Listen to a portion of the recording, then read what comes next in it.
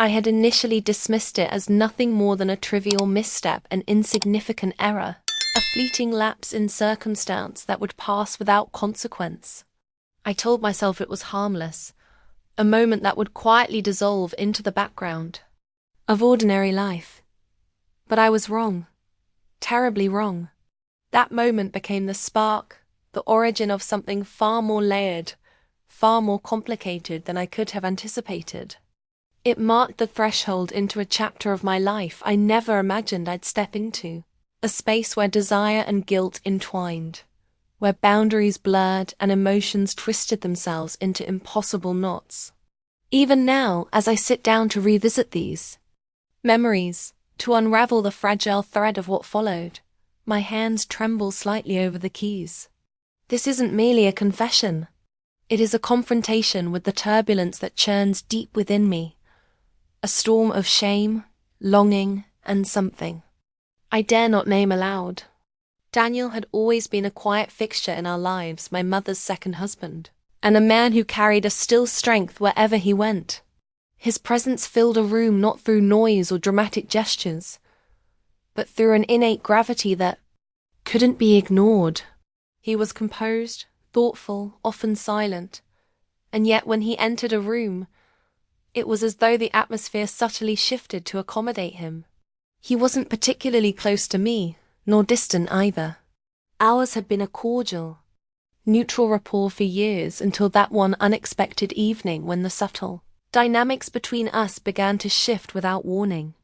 My mother, Vivian, was out with her friends, as she often was, chasing laughter and wine with the carefree ease only she seemed to master.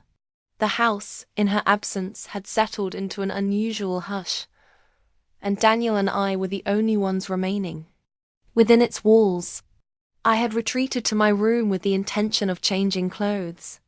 The soft lamplight cast gentle shadows along the walls as I stood before my mirror, clad only in my undergarments.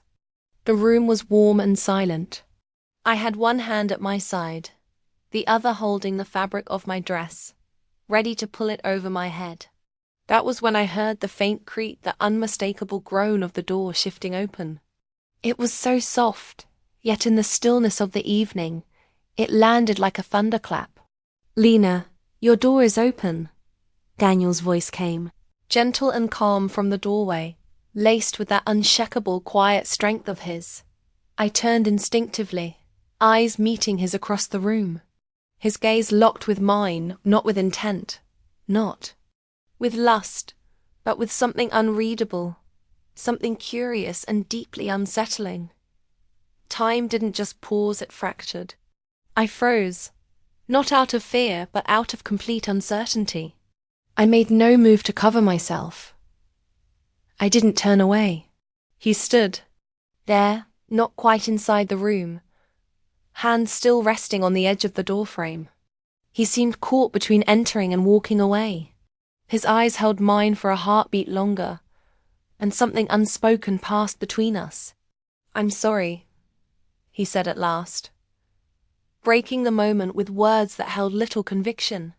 His voice was low and even, but the tone betrayed a ripple of conflict, as if he wasn't sure whether he truly regretted what had just happened, or whether he was more disturbed by how deeply it affected him. Then he turned and left, the door clicking shut behind him with maddening softness. But his absence did nothing to erase the imprint he'd left behind. The air still felt saturated with his presence, like the lingering trail of cologne that haunted the hallway long after he'd gone. "It's fine," I whispered, but the words were hollow. They trembled in my throat like a lie I needed to believe. The moment had marked me, stamped itself deep into my consciousness, and I knew no matter how much I tried to rationalize or deny, it was the beginning of something far from innocent. I told myself again and again that it had been a fluke, a mishap, an uncomfortable lapse in etiquette that meant nothing. But mere days later it happened again, and this time the lines blurred further. The feelings stretched deeper, more tangled, harder to dismiss. That night hadn't been an anomaly. It had been an opening act, Soon after, we were to attend a celebration in honor of one of my mother's oldest friends, who was entering a new chapter of her life. Vivian was, as always, gleaming with excitement, dressed to the nines, her energy radiant. She thrived in the vibrancy of such occasions, where people gathered in joy and celebration. I, on the other hand, wasn't thrilled. Weddings weren't usually my scene, and I'd initially dreaded the event. But everything changed the moment Daniel and I stepped into that hall together. Under the soft glow of lanterns and the rhythmic swell of music, Daniel looked different. Or perhaps I was seeing him differently. The suit he wore fit perfectly, tailored in a way that highlighted his quiet elegance. His hair was neatly combed back, his expression composed, yet something in his eyes seemed distant, thoughtful. I found myself watching him more than I should have. My gaze wandered to him again and again, and I questioned whether I had always found him this handsome and never noticed before. He stood apart from the crowd, not aloof, but dignified. The calm in the chaos, and I couldn't look away. Eventually, the music picked up and couples began filling the dance floor. My mother, ever the social butterfly, pulled Daniel into the rhythm with her. They danced with surprising grace. Vivian spun in his arms, her laughter light and free. But then, mid-spin, she glanced over and beamed at me. "Daniel, dance with Lena now." "I need to step away for a bit," she said playfully. And with that, she disappeared into the crowd of women. Daniel turned to me, a soft smile pulling at the corners of his mouth. "Come on, Lena," he said, his voice light, teasing. "Rescue me. Vivian's already embarrassed me thoroughly. I need someone with a bit more finesse." I hesitated, heart thudding. But his smile held no pressure, just warmth. I nodded, placing my hand in his. His fingers curled around mine, steady and sure, and he led me onto the floor. His hand found the small of my back, and a quiet rush of breath escaped my lips. The scent of his cologne wrapped around me, heady and intoxicating. We moved with the music, slowly at first, my nerves dancing more than my feet. "You're a natural," Daniel murmured, his voice a low hum. "I didn't expect this from you." "I'm doing my best," I replied, my voice shaking just enough to betray how hard I was trying to keep control. His hand held me a little closer then, his touch gentle but firm. "You're not just dancing, Lena," he whispered. "You're sharing something with me. Can you feel that?" And I could. Not just the movement of our bodies, but the electricity, the understanding, the silence between the words. He lowered his voice. "About the other day, I didn't mean to cross a line. I only meant to tell you the door was open." I looked down, cheeks burning. "It's okay," I replied, too quickly. "Things like that happen." "No," he said softly. "They don't. Not like that." His eyes bore into mine with a kind of honesty that made my chest tighten. "I noticed you. That's the truth." I didn't know what to say. I didn't know what I was allowed to say. But as the music wound down, and the moments slipped through our fingers, I knew one thing: this wasn't over. Not by far. After the dance, Vivian returned, effusive with praise. "You two looked lovely out there," she chirped. "So graceful, like you'd been dancing together for years." I smiled faintly, my pulse still racing. Daniel gave a polite nod. Vivian, as always, was already on to the next excitement. "After the wedding is just the girls for the bachelorette party. Daniel, would you mind taking Lena home?" "Of course," he said without hesitation, his tone relaxed. It was then that I noticed the shadow of disappointment in his eyes, the quiet resentment toward Vivian's carefree abandonment. She had left him behind without a second thought. Later, in the car, The silence between us was rich and heavy. Daniel drove in thoughtful quiet, eyes on the road. Then finally he spoke. Vivian ... She prioritizes differently, he said. Sometimes I wonder if she remembers that I exist when she's around her friends. I didn't know how to respond at first, but something in his voice made my heart clench. The idea of someone like Daniel feeling unseen stirred something protective in me. Sometimes, I said, my voice low, people forget that a small gesture can make all the difference. Exactly, he murmured. We pulled into the driveway. He parked, but didn't move to get out. I opened the door, hesitated, then turned back to him. Good night, he said softly. But something in his eyes said he wasn't ready to let the night end. I took a few steps, then stopped. I turned to him once more. Daniel, I whispered, barely above a breath. Would you like to come inside? Perhaps we could engage in conversation for a bit, Val. The longing in Daniel's eyes was unmistakable. Graciously turned down the offering. The wake of the recent event appeared to be filled with uncertainty. I had extended an invitation to him happing. To demonstrate that I had moved on, that it no longer held any significance. I found myself withdrawing to my room, endlessly replaying Vivian's actions and Daniel's words in my thoughts. His loneliness was palpably a heavy presence that lingered. In the air it impacted me more than I was willing to acknowledge. Perched on the edge of my bed, I endeavored to soothe my racing mind, yet the thoughts swirling within refused to be silenced. What was it that kept bringing him to my mind?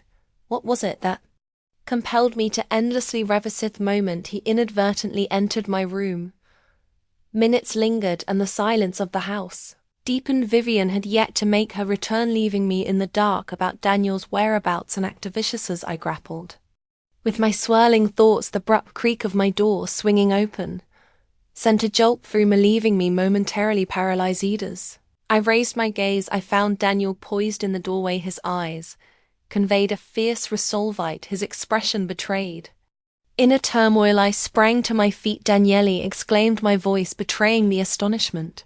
I felt. What brings you to this place? He shut the door softly, yet remained rooted at the threshold, hesitant to venture deeper into the room. Instead, he remained motionless, as though engaged in an internal struggle. Lena, he began, his voice soft yet heavy with feeling. Indeed, you are correct.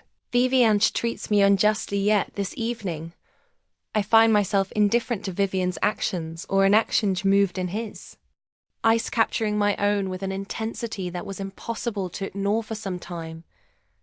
He confessed, I have harbored feelings for you. His voice remained steady, yet it carried an undercurrent of hesitation. It was particularly after that day when I stumbled into your room quite by chance. It lingers in my thoughts, refusing to fade away. The atmosphere felt as if it had been drained, leaving an unsettling stillness in its wake. Words eluded me, and my thoughts were a tangled web of silence.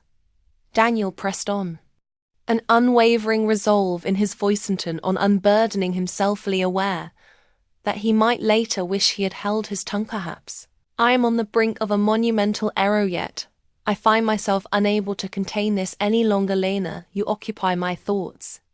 Constant lie halted, his gaze probing my expression for any sign of a response. It was evident that he perceived the astonishment reflected in my gaze. Advanced another step, his voice becoming gentler. Lena, you truly grasp my thoughts. Perhaps you are unaware, yet you perceive my presence. That is a feat Vivian has yet to accomplish. Me heart raced with such intensity that I feared it might explode. Death. Gravity of the moment was all-consuming. I yawned to reply, yet the words eluded meth. Stillness that enveloped us was thick-laden with the myriad of unexpressed feelings we dared not confront. Daniel finally averted his eyes, letting them drift down to the ground. He exhaled with a heavy heart and gulped with difficulty. I'm sorry, Lene, he said. His voice was soft, delicate, and nearly ethereal. I regret having uttered any of these words. I ought to take my leave. He averted his gaze and began to stride toward the door. His steps were measured, yet it was evident that each one bore a weight. As he extended his hand toward the doorknob, I observed the subtle rise and fall of his shoulders. Each movement Accompanied by a deep measured breath, a transformation stirred within me. That moment all my fears and confusion dissolved, giving way to a courage I had yet to discover within myself. I found myself unable to let him walk away. Daniel, I called me voice, a mere whisper yet resonant enough to envelop the space. He came to a halt gradually. I pivoted to face me, our gazes locking in an unspoken connection within them swirled a tempest, a conflict of remorse and yearning unfolding in the shadows of their soulson. That fleeting instant we remained utterly still. I turned away, overwhelmed by emotion, unsure of how to face what we both knew lingered unspoken between. Allowing it to cascade to the floor, the soft glow in the room highlighted the exposed skin of my shoulder while the cool air caressed my body gently. Daniel's gaze was upon Mess Harp, and unyielding his gaze was fixed on me, an unwavering presence that held me captivated. I found myself unable to tear my eyes from his watchful stare. I have not forgotten either, Daniele, declared my voice, quivering yet. The resolve within me was powerful enough to eclipse Eton that day when you stepped into my room. The world shifted irrevocably since that moment. I've endeavored to stifle these emotions yet I find it impossible, for I share the same affection for you. Perhaps I felt this way for quite some time. As the words spilled forth, my heart raced with such intensity that I feared it might burst from my chest. Daniel fell silent. For a moment this gaze locked onto my ears. If you were attempting to unravel the meaning behind my words, yet within those eyes I discerned the same magnetic allure, same inescapable bond that had been stirring within me this evening. I found myself inhaling deeply, seeking a sense of calm and steadiness. I am weary of battling these emotions any longer. I cannot say whether it is right or wrong, but this is the truth of my feelings. Daniel, he moved near, his hands softly caressing my face. His touch carried a gentle intention, as though he feared shattering the fragile beauty of the mementos. Our gazes intertwined. It seemed as though the distance that separated us was merely a figment of imagination. Gently he bent forward, and in that moment an emotional current passed between us, unspeakable, fed and undeniably powerful. That initial kiss released a torrent of emotions and desires had both restrained for what felt like an eternity. Daniel's touch deepened, his kisses igniting with an intensity that surged with every fleeting moment. Idea of retreating, of halting my progress never once entered my thoughts. I found myself utterly immersed in the experience. With deliberate care I retreated until the familiar edge of the bed met the backs of my legs, and then I surrendered to gravity, allowing myself to collapse onto its surface.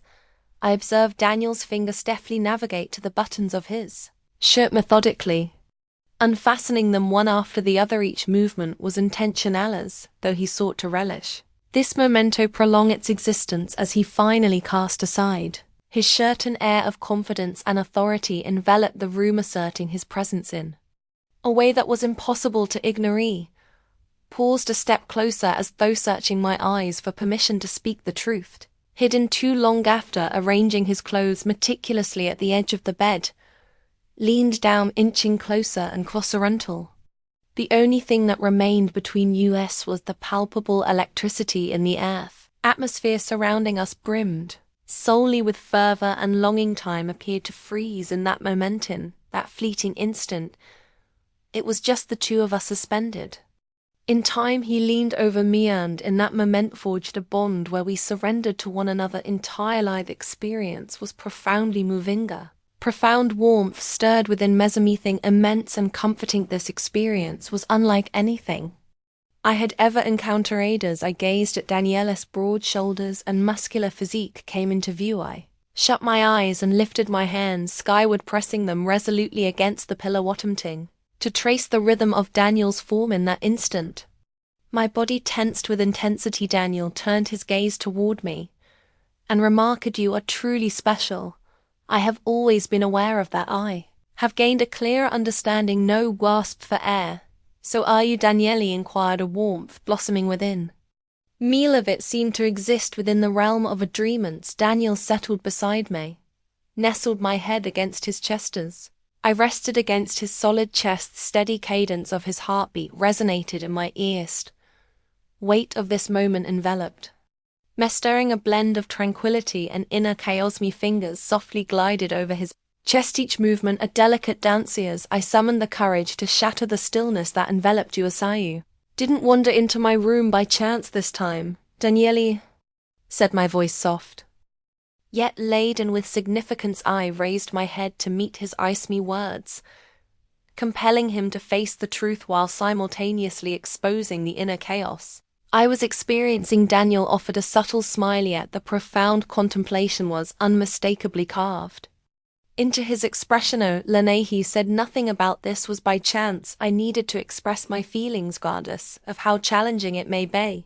Averted my eyes to his chest, me fingers gradually halting their motions. With a deep breath, I spoke once more. Eeyore. Truly a remarkable and exceptionally handsome man, Daniele. Murmured gently. What unfolds beyond this point? What are the next steps? We should take me mother's acquaintances. Daniel inclined his head ever so slightly, drawing me nearer as his fingers wove through my hair with a gentle touch. His voice carried a serene quality, yet it was imbued with deep emotion. Uncertain, Lino, I can grasp is that in this very moment everything feels undeniably real in proximity to me. Cannot refute it. His words only intensified the tempest within my it. Paradoxically, his candor provided a balm for my turmoil. I shut my eyes, immersing myself in the comforting warmth of his presence. As the shadows of uncertainty about the future hovered above, using that instantor only option was to connect through our shared emotions. If you've journeyed this far, it's clear that my narrative has resonated with you profoundly. There is an abundance of insights waiting to be unveiled, and you certainly won't want to overlook a single moment of it. Make sure to click the follow button, activate notifications, and remember to share your thoughts on this story in the comments. I eagerly anticipate your reflections.